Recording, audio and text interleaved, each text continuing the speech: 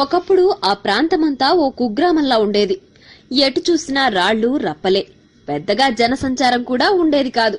కానీ ఇప్పుడు costly area. అక్కడ అద్దెకు ఇల్లు దొరకాలన్నా కష్టమే. అదే హైదరాబాద్ లోని hitech city. Hyderabad information technology and engineering consultancy సిటీనే షార్ట్ గా హైటెక్ సిటీ అని పిలుస్తున్నారు.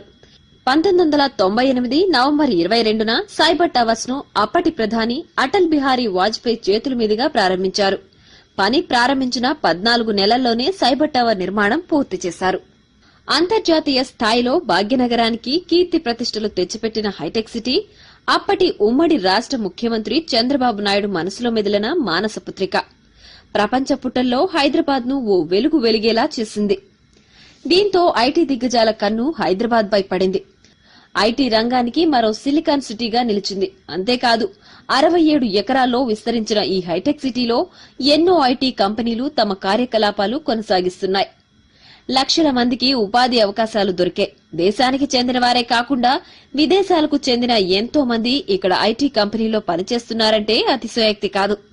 హైటెక్ సిటీ ప్రారంభంతో ఉమ్మడి ఆంధ్రప్రదేశ్ ఆర్థిక వ్యవస్థే పూర్తిగా మారిపోయింది.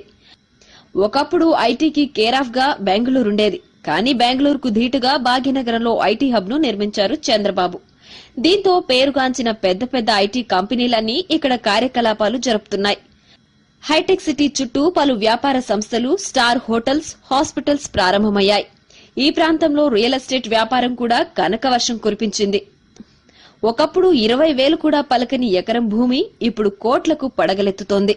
అనేక అంతర్జాతీయ సదస్సులకు వేదికగా మారింది హైటెక్ సిటీ.